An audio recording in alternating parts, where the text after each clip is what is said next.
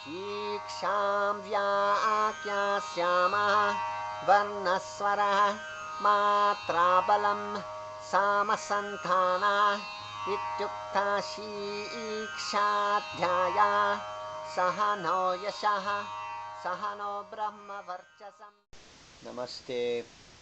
So we are introducing a couple of concepts of Shiksha, or Sanskrit pronunciation, so that the Veda mantras can be properly pronounced. It is said to be very important to learn the principles of Shiksha, because if the mantras are not pronounced according to the traditional ways, the meaning could change and the effects of the mantra also could vary. And so in Shiksha, traditionally there are many different tools in place to keep people pronouncing the Veda mantras properly. Most important of these are said to be three. Number one is akshara shuddhi, proper pronunciation of the letters for each syllable. Akshara means letter, but in this case, akshara means the syllable, the letters taken together to create the syllable. For this, it's very important to know the proper way to pronounce the Sanskrit sounds. We will not deal with this specifically in this video. We will address this in another video. The second is maatra shuddhi, or proper duration for each syllable. We will address this in this video. And the third is svara shuddhi, the proper intonation or pitch for each syllable. This also we will address here. So maatra means duration, and in Veda mantras, the unit of time for a maatra is said to be 0.4 seconds. There are three main matras which are seen in this table. First is hrashva. This is the short matra, the short duration. Any syllable can be held for specific matra. So this means it will be held for eka matra, or one matra, meaning 0.4 seconds.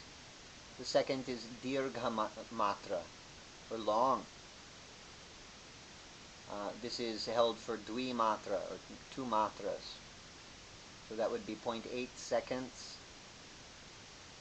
And the last is pluta, or prolonged. This is held for three matra, three matras. So this would be 12 seconds. This is rare.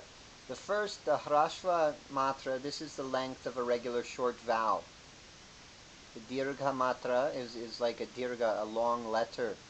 So the long vowels will be held for two matras. They're held for double the length. And in the chanting there are cases in which the time that a particular syllable is prolonged is even longer. And so in chanting the Veda mantras, it's necessary to be aware of how long each syllable should be held for. So we also wish to address the Veda swaras, or the Vedic accents indicating intonation. So there are four different swaras, or four different pitches used in the Veda mantras, and really it's only three basic pitches, because one of them, as we'll see, is the same pitch as used before, but there's three musical notes, or three pitches used in the Veda mantras. We will demonstrate this. So the anudata means not raised. This is the low pitch. This is indicated in the Veda mantras by a horizontal line below the vowel. The second is the udata, the raised. This means raised, and it's the middle pitch.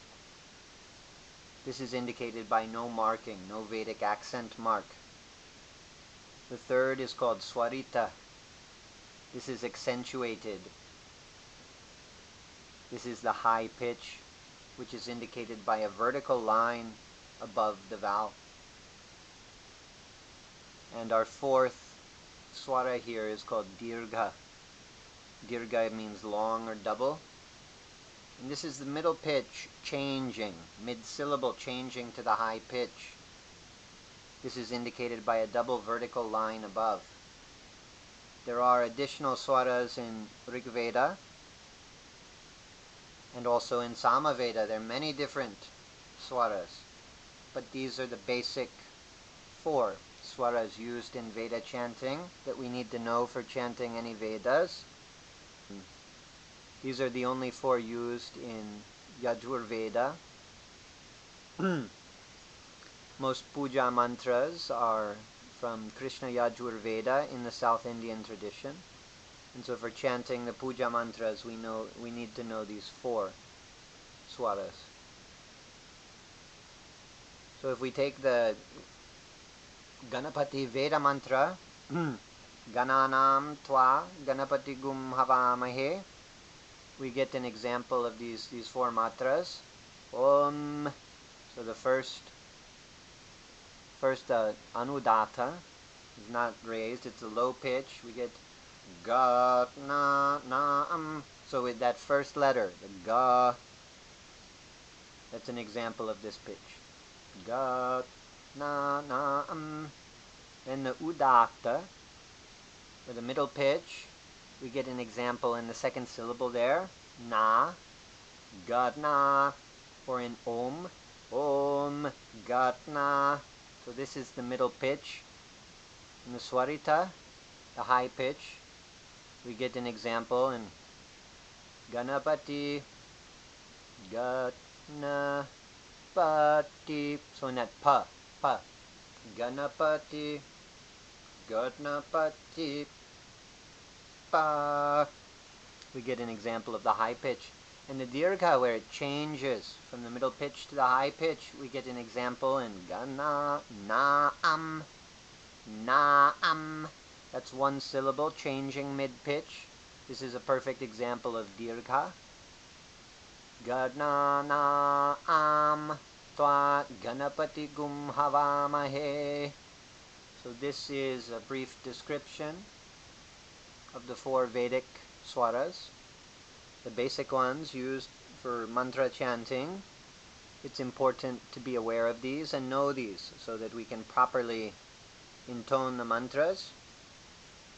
It is said that if we do the wrong swaras, we can alter the meaning of the mantra, and we can alter the effects of the mantra. So for those who wish to study Veda mantras, it's very important to learn these swaras. This is mystical tradition which is being somewhat lost in the north of India, but which has been preserved very well in the south of India.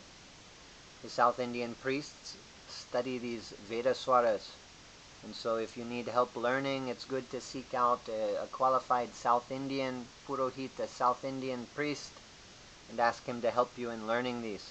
But with a little practice, you can know which pitch by looking at the accent marks on the Veda mantras, and you get a good sense of how to chant that mantra. The mantras follow certain rules, and so once these rules are learned, we can chant Vedas very nicely, looking at the text.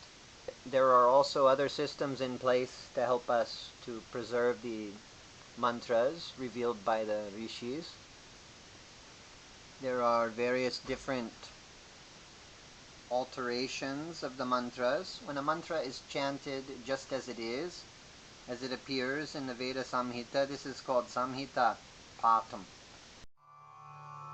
Om Ganana Tva Ganapati Gum Avamahe Kavin Kavinam Upamashravastamam Jeshtarajam Brahmanam Brahmanaspata Anashrinvannotibhisida Sadhanam.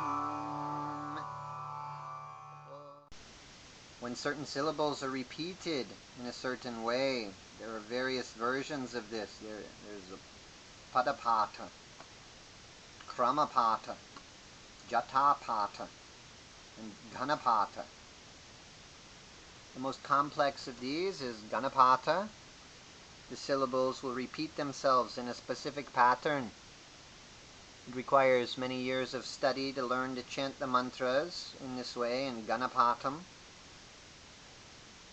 But this is one system that the priests learn, and it's a very important tool that's been used through the centuries to help preserve the authenticity of the Veda mantras, to keep the mantras exactly the same. And so we'll give a brief example of the chanting of this same Ganapati mantra in Ganapata. Ganana tva tva ganana tva ganapatim tva ganana tva ganapatim tva ganapatigum avamahe ganapatim tva ganapatigum avamahe Ganapatigum avamahe ganapatigum avamahe kavin avamahe ganapatigum avamahe kavin ganapatimiti ganapatihim. The Vedas have been revealed for the peace of all the world.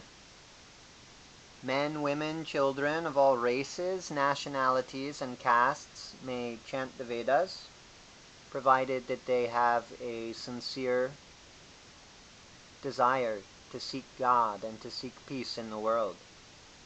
If their mind is pure, they will seek God and they will seek peace in the world, and that is the only qualification necessary to learn to chant the Vedas.